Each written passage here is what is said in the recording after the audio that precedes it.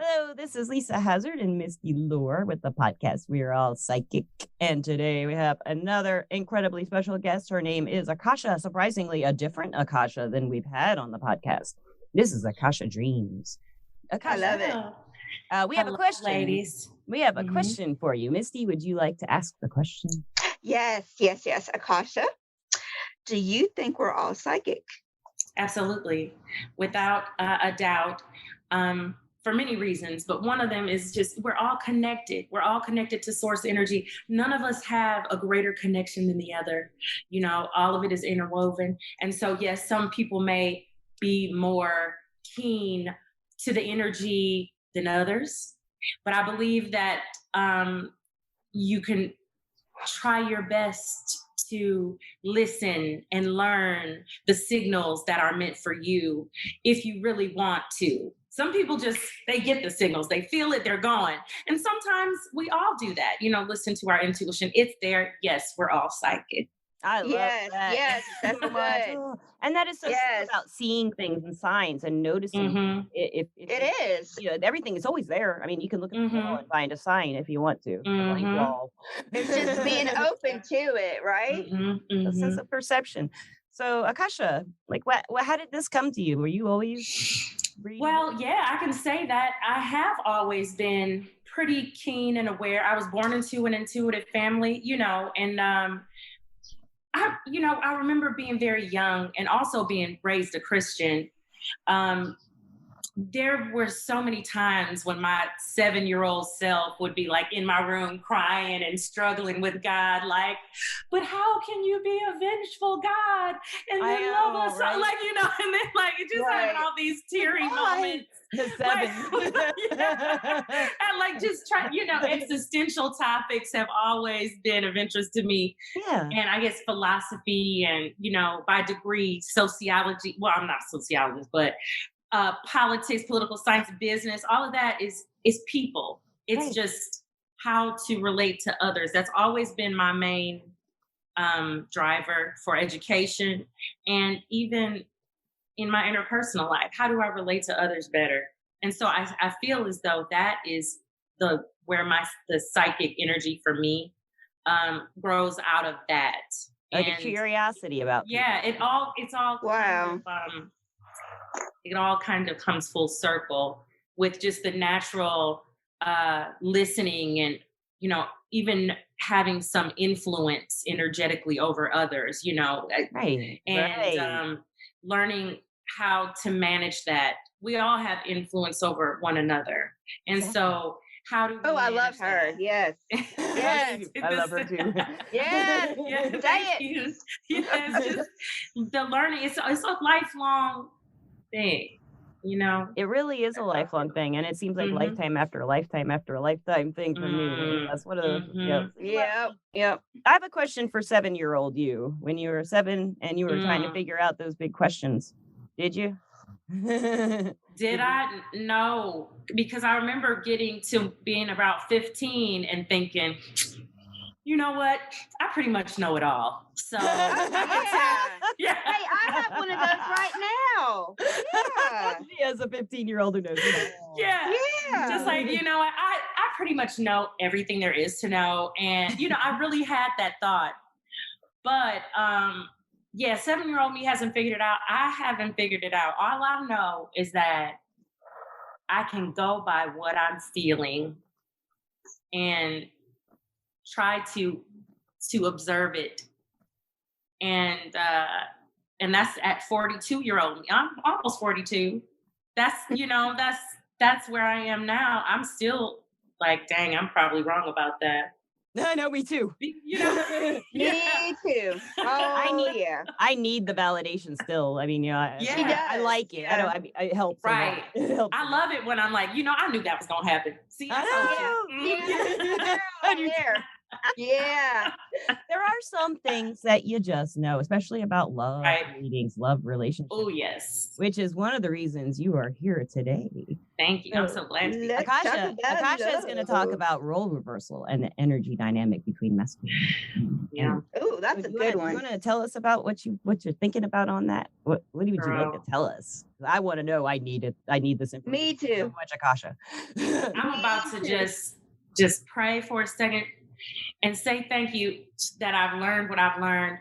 You know, I was born, my mother, she didn't make the best choices as, you know, who her partner would be. And I really still don't even know who my father is. Wow. Yeah. So, you know, I never wanted to be a single mother. And so just knowing how I was raised, and I've seen firsthand how the dynamic between male and female in sexual relations has changed. And it really started. It really started. There's actually years where you can tell how the culture shifted. Around 1963, when birth control came out. My mom always says that. Yeah. That came out, and then, you know, it was free love, and well, we can do exactly what men do. And, you know, it kind of took away the balance, the yin and the yang. There is a yin and a yang. Not always. There's, you know, the dichotomy. You can't force it, but if you fight it, you're gonna get your ass whipped. Like that's what's happening right now. Yeah, that's what's happening right now. Explain that. Go further. I'm really curious. The feminine and masculine, you know, it's even in some languages we hear, you know, like Spanish, some items are feminine, like la casa, you know, the house. Yeah. And then el coche, like the car is masculine. You know, it's just an energy, and we go by energy.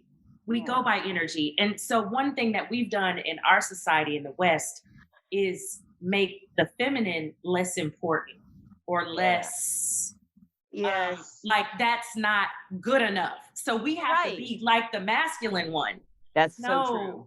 That was ingrained in us at our age. You're 42. She's we're all about the same age. And we were challenged against each other. Yes. Like you have to be, you know, against women so you can be like a man or better, you know, up to kind take of care of close yourself. To a man. Yeah.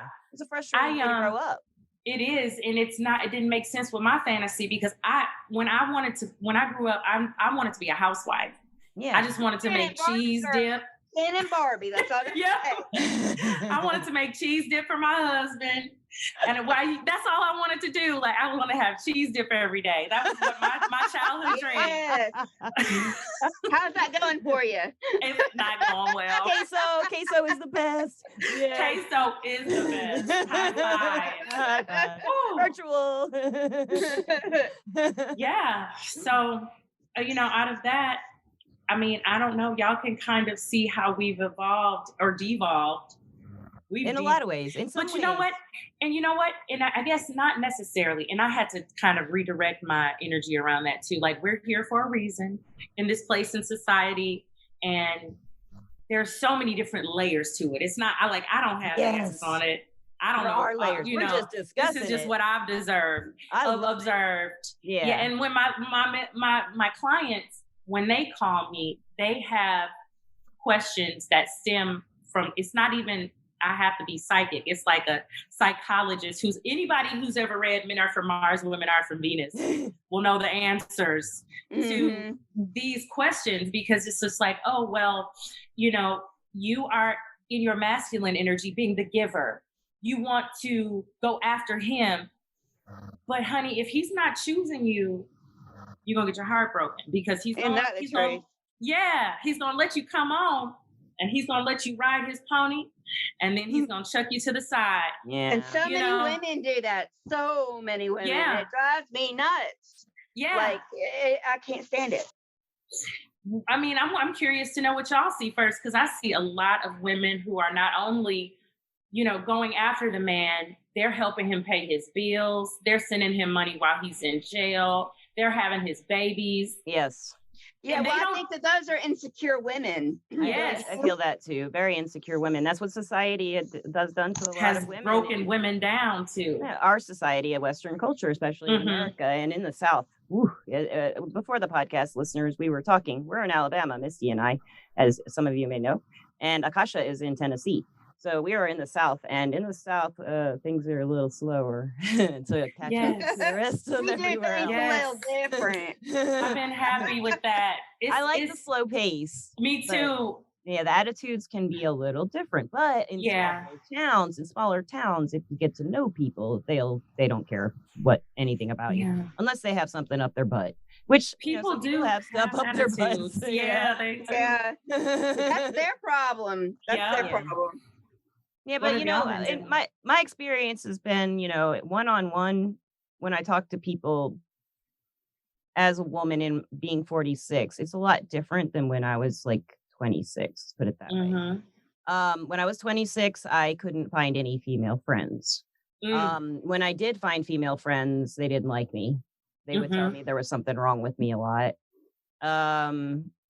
They would say I would drink too much, or I shouldn't wear that, or I did this wrong, or that wrong, or this wrong, or that wrong, or this wrong. I was not in the South then, though. I was in Phoenix, and the men I got along with really well when I was younger. Now that I'm older, I have like 6 or 7 best friends that are female. I love my best friends that are all female, and I love women and their company. But as far as intimacy and romance and love, I like a man. Yeah, right. It's just I can't help that. I wish I wish I liked women. Like, and the people who do, God bless them, take them.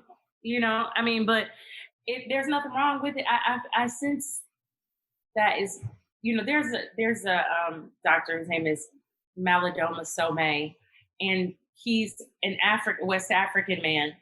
And he talks about the two-spirit energy that was in his village growing up. Those were the people who were very, very special individuals. And they actually were able to commune with spirit and then come back and help the male-female dynamic get along like better. A shaman. Now they had families. They didn't actually express it sexually, but they expressed it as like a higher individual, like shamans. Yeah. And I sense that he said we are seeing so much of that because the spirit world is trying to really reattach itself to us. And I don't know what, but I think that I feel that I don't know that person, but that's what it feels like is going on to me in the world in general.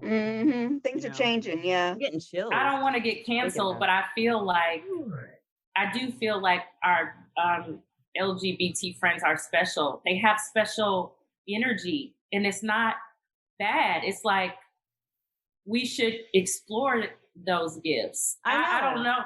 Well, I feel like I feel like I'm not gay or I'm just a heterosexual woman. I really don't have any weird kinks or anything either, unfortunately. Like to interest right, it's not. It's I'm just sunshine, vanilla. I am. I'm just playing, and I like something that I probably shouldn't say on this podcast. It's just the way it is, and I can't change it if she likes wiener dogs. What is that? I do. I like wiener dogs a lot. Missy's got the best wiener dogs at her house. I have the best wiener dogs ever. Really? I bet. Mine are long and black. Okay, hallelujah. And they like to lick her lips. I know they do. She even rolled over. Oh my God. I go to her house. Yep. They're really cute. They're going to be in there at any minute now that they're being talked about. Oh, she's already rolled over. She's ready. Yeah. My grandfather used to have those. I love those. Oh, yes, they're so cute. They're little. I have a question. Like, what do you think when, let's say a more feminine man like my husband and a more masculine woman like me get together? What do you think? That's perfect. Isn't it though? That's perfect. Yeah, that's what it's about finding the balance. Yeah. Hey, because some women. No, go ahead. I was just going to say, don't you see there's an opposite role there too? Like when you say the yin and the yang, like even the woman can be like the masculine when the man can be more of the feminine too, but it's got to be a yin and a yang. It's always yin and yang, because even if two guys get together, there's always one partner who is a little more yin one and way. one who's a little more yang. Yes, you hardly ever see it. Yeah. Akasha, listeners, some of our listeners might not know what yin and yang is and stuff. Can you explain that? Sure. Yeah. Well, yin is the feminine energy. It's like cold, where the masculine energy is hot. And masculine energy is the yang, and it represents established strength, whereas the yin is more chaotic. It just is Emotional. Instead of logical, emotional, and it just feels good. It feels natural. Now, we all have a balance of yin and yang inside of us, because if we were all just walking around in yin mode, we get nothing done.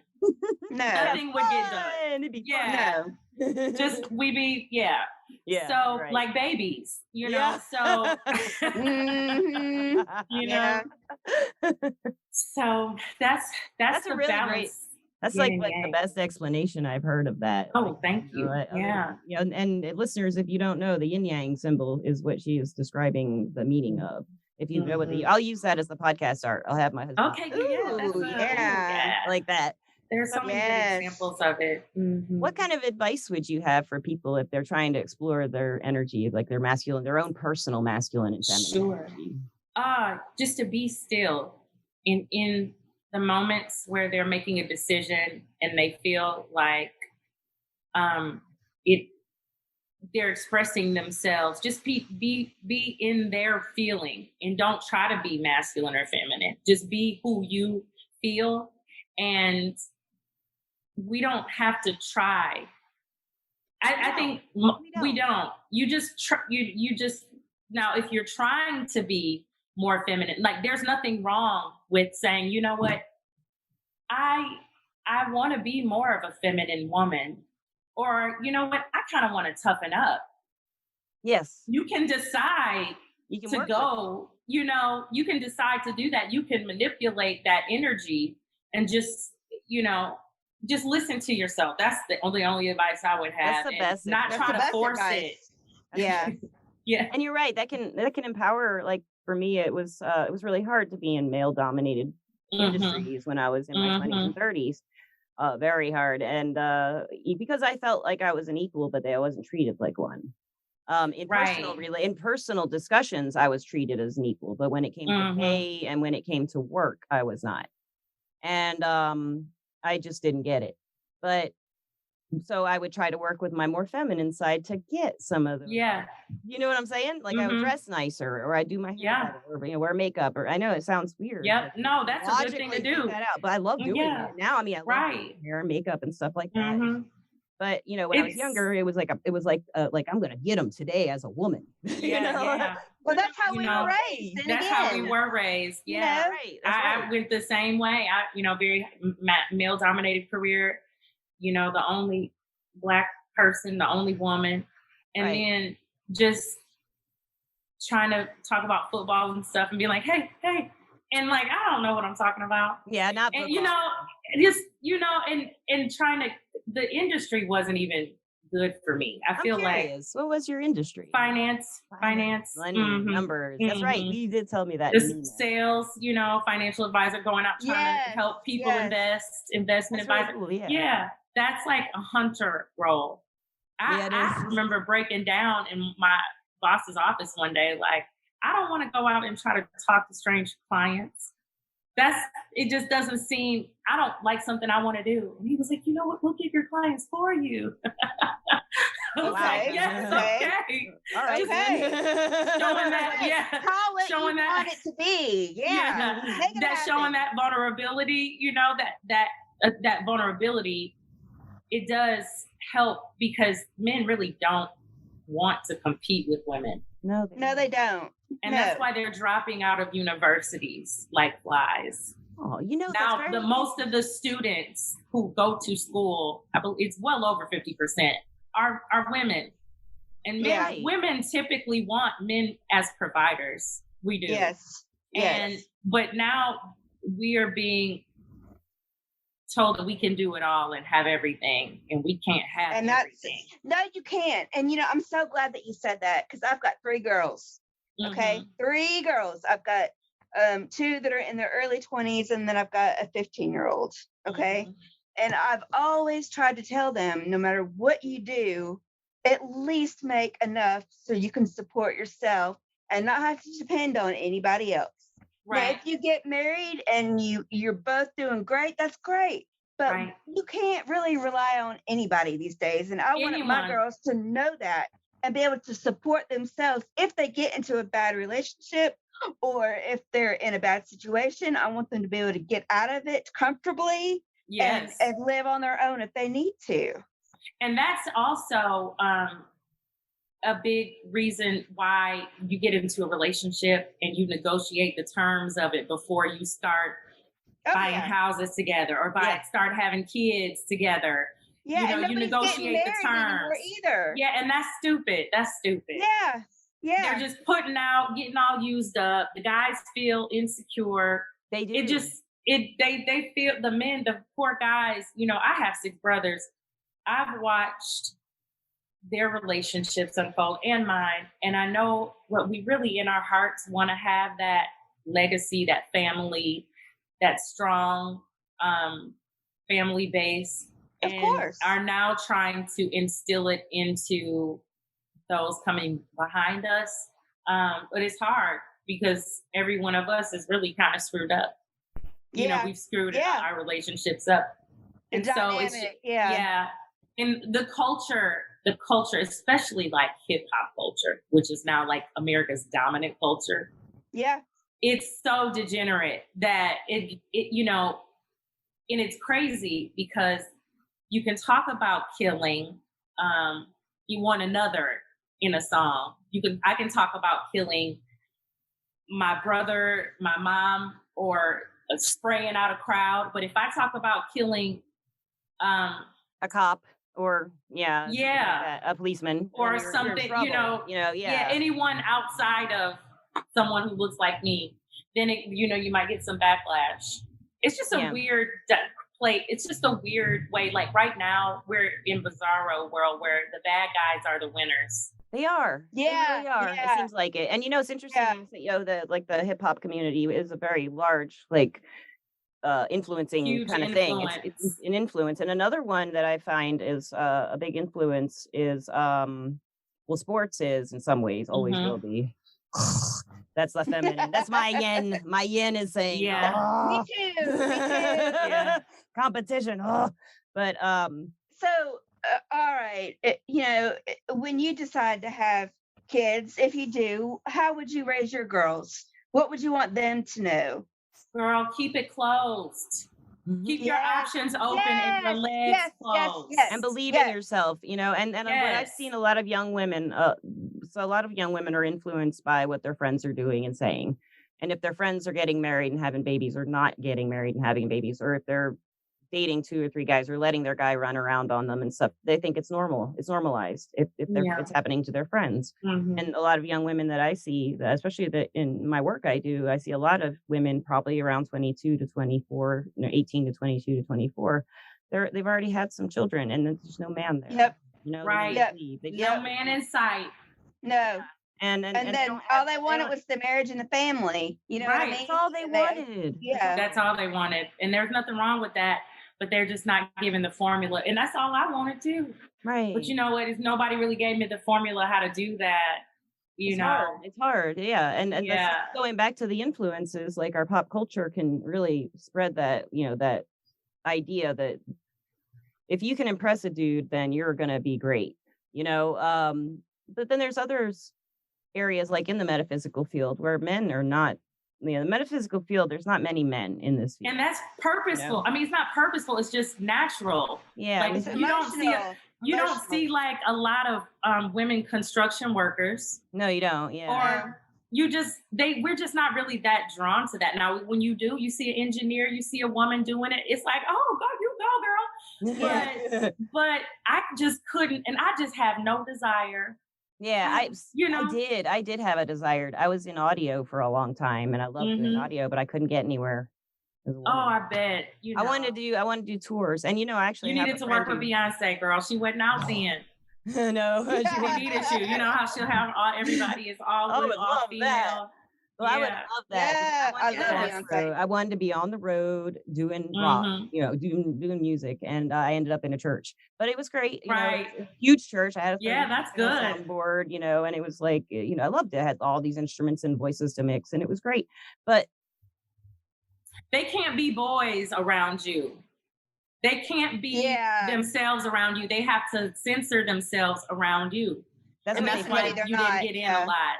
That might be, and another that is exactly it. They want to play with themselves. They know how to talk to each other. Oh, they want to play with themselves? They want to play with themselves. And I'm doing my hands like this. Exactly what I mean. But they do, a little circle situation, but they want to talk to one another, Yeah, well, just like women, you're cracking me up. We do. We want to do our thing. Like, I feel so cozy when I get around my girls. It's like, okay, yes, let me just let my ovaries out. Jesus. Yes, let me grow them back. Yeah, exactly. I can feel them. They're here. I can feel them. They're here. Yeah. And they do good work for us, but it's hard when we want to do it too for them not to feel self-conscious. And that's why one economist, I read his book, called Men in Marriage. He wrote it in the 80s, and he predicted everything with all the men dropping out. He was like, this is what's going to happen. This is what's going to happen. Wow. And I'm like, and if it didn't happen. Wow. Back then, there were only, at that time, like 30% of all Black babies were born to single parents. Well, now it's over 70%. 70. Wow. And it's not just in America, and it's not just Black people, because now it's more the white people too. They're doing it too. And then in like Belgium, France, those countries, nobody has marriage. You just have kids. It's like 80% of all kids are born. Yes. Wow. Yes. That's sad. It is sad. And it's because of the socialization. When you make the government the daddy, why do you need a daddy? Yes, you said it so right. So right. Yes. I mean, what dropping that mic there? She just dropped the mic on that. Oh my God! Well, I've never heard it put that way. I never heard either. Like, that's oh really my God! Yes. And back in the 60s, when they first introduced, like, you see it a lot in the Black community, because they introduced welfare to help people, and you couldn't have a man in the house if you were getting welfare benefits. They would inspect your house to see if there was a sign of a man, if there were pants. Yes. And so that's a major thing. And then even if you did want to get married, he couldn't make as much on minimum wage as Uncle Sam or whoever, paying the mortgage, paying for food, healthcare. That's not it. It's like, okay, so it's just a lot of BS happening. And so in a lot of countries where you get a lot of government benefits and everybody thinks it's so great, healthcare is free, the men just walk around kind of aimlessly, and they turn really into pansies. And I kind of like a what's his name? That cowboy. I like a cowboy. Mm-hmm. I don't want. You're like, what's his name? A cowboy. I don't want an Elton John. Yeah, that's his name. I don't want an Elton John. I would rather have like the Marlboro Man. Marlboro Man. Yeah, he's not. Well, yeah. I love Elton John. Yeah, right. Elton John probably wouldn't be very interested. He's not interested at all. His yin is just fine. But sometimes he might have. Yeah, his yin is heavy. There's nothing wrong with that. But I'm just saying. Elton John, man. I do too. I have all my songs memorized. I'm like growing up, and oh my God. Well, who do I want to help me build my family? Right. It just depends on what you want. But I feel like most women feel comfortable in that feminine energy space. I do now. They're more happy there. It just wasn't accepted. Like for a lot of women going into the workforce in our age group, say when we were 20 or 30, around any workforce, we're always we were paid less. Even in the psychic fields, when I started in my 30s, the men made more when I started. In platform work, they set our rates, and the men were usually making more. They set your rate. Wow. Things have changed. Oh, yes. And that is a blessing. Yes. You know, things have changed. And that's part of negating the feminine, like the beauty of the yin, the magic of yin. The magic, it's magic. You know, It is magic. Yes. It is magic, isn't it? It is. It's pretty fantastic. Yes. Akasha, do you have any advice for people, like just starting out? Young girls out there or something. Any girls, especially young girls, especially for young girls, just starting out with even with their own energy work, trying to figure out what these around them are about. Like, what do they want from people? I have their best interests at heart. Not yours. How can they tell? How can they tell? Right. It's every time. And you should always have your best interests at heart. Your best interest is no one else's responsibility. It's yours. But yours. True. Yep. That's really great. That's the advice I would give. Don't be a victim. Don't be victimized. Be in charge of what's in your best interest. What if they don't know what they want? Well, sit down and think about it, because you will get tossed. Yeah, at least know what you don't want. And if you don't really know, you sit down every day and maybe journal. That's or you start to visualize what is it that I see for myself? Where do I see myself in 40, 50 years when I'm a grandma? Do I want to be a grandma? Where do I see myself in 10 years, 1 year? And then make your decisions from that perspective. Keep your thoughts, words, and actions aligned with the vision that you have for your life. And that's what advice. That's what you It do. is. That's great advice. I love that. Thank you, guys. Thank you. And Thank you. I would love to ask you, Akasha. Okay, first of all, listeners, Akasha is also a fellow Everclear reader. And you can find her on Everclear. What is your name on Everclear? Akasha D. Akasha D. And I will put her information. And is there anywhere else people can find you that you might want them to? Yes. AkashaDreams.com. You can reach me there. And on Instagram at Akasha Dreams. All right. So I'm there for you all. I'm gonna come find you, Akasha Dreams. Please. Yes, I love it. Yeah. I love it. All right. Yes. Lastly, of course, I do want to thank the sponsor, Everclear. Everclear is an advice app where you can get everclear.com too on the website. It's a place where you can get your advice from psychics and empaths. And the goal for Everclear is to create the life you deserve by getting advice from psychics and empaths. And Misty, do you have any last words or any last questions for Akasha? I believe she said everything perfectly.